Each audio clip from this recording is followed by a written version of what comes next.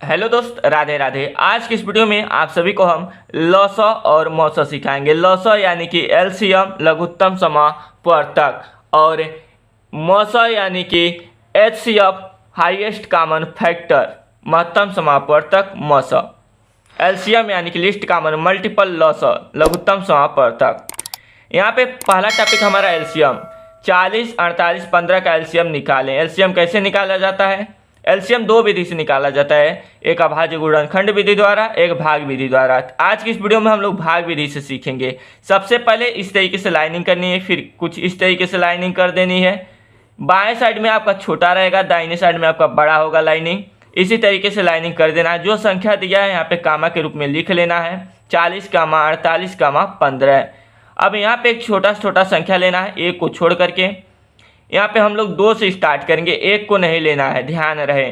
2 से लीजिए, 2 से अब इन सभी संख्याओं में भाग कीजिए। संख्या वही लेना है, जो भी संख्या यहाँ पे दिया गया है, लिखा गया है, उनमें कोई ना कोई एक संख्या कटना चाहिए या पूरा कटे।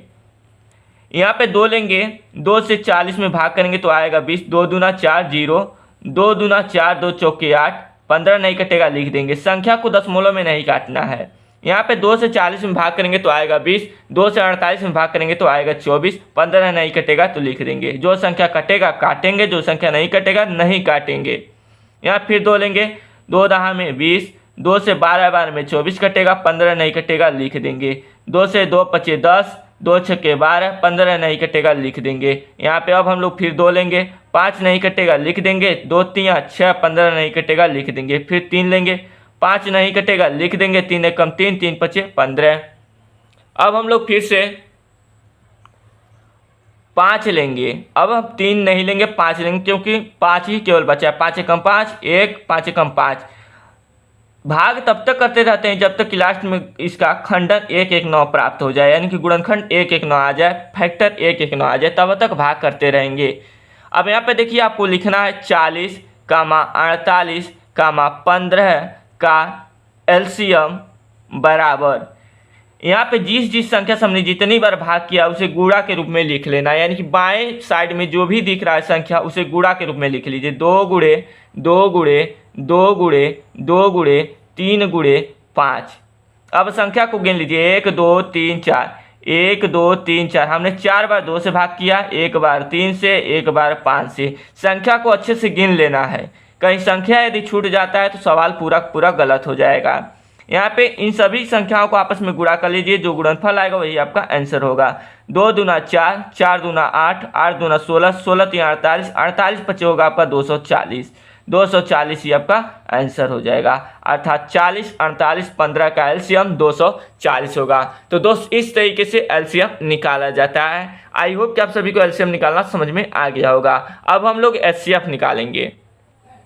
दोस्त, हमारा एचसीएफ का पहला प्रश्न है 30, 42 का एचसीएफ निकालें। 30 और 42 का एचसीएफ निकालें। एचसीएफ भी 2 विधि से निकाला जाता है, एक अभाज्य गुणनखंड विधि से और एक भाग विधि से। भाग विधि के द्वारा ही हम एचसीएफ निकालेंगे। यहाँ पर देखिए, 30 और 42 का निकालना है तो भाग का इस तरीके से चिन्ह बनाना है। यहाँ पे जो संख्या छोटा है उसे बाहर लिखना है, जो संख्या बड़ा है उसे अंदर लिखना है।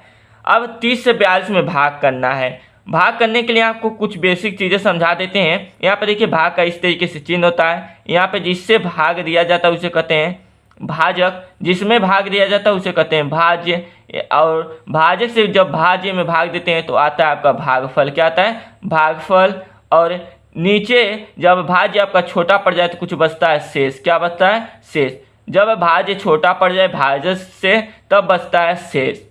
भाजक से भाग दिया जाता है, जिसमें भाग दिया जाता है उसे कहते हैं भाज्य, जो फल मिलता है उसे कहते हैं भागफल, और जो कुछ बच जाता है उसे कहते हैं शेष। कुछ लोग भागफल के यहाँ भी लिखते हैं।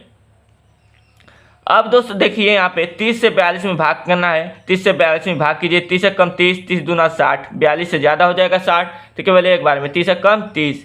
42 से 30 में भाग किए, 30 से 42 में भाग किए तो एक बार में 30 से कम 30। अब 42 में से 30 को घटाइए, 2, यहाँ पे 4 में से 3 घटाएंगे तो 1। अब 12 से अब 30 में भाग कीजिए। जो पहले भाजक था उसे भाज्य बना लेंगे, जो शेष बचा उसे भाजक बना लेंगे। 12 से 30 में भाग कीजिए, 12 दूना 24, बचा आपका 6। अब फिर 6 से 12 में भाग कीजिए। अब जो दूसरा वाला शेष था यानी कि भाजक था, अब उसे भाज्य बना लेंगे और जो शेष है उसे भाजक बना लेंगे। अब भाग कीजिए, 6 कम 6, 6 दूना 12। अब 12 से 12 पूरा कैंसिल हो जाएगा। तो हम भाग तब तक करते रहते हैं जब तक कि संख्या पूरी पूरी कट ना जाए। जिस संख्या से भाग पूरी पूरी समाप्त होती है, कट जाती है, वही हमारा भाजक HCF होता है। यानी कि लास्ट वाला भाजक हमारा क्या होगा, HCF होगा।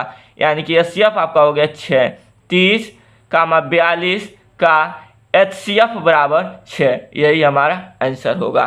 तो दोस्त इस तरीके से LCM, लसअ और HCF मसअ निकाला जाता है। आई होप कि आप सभी को लघुत्तम समापवर्तक, महत्तम समापवर्तक निकालना आ गया होगा।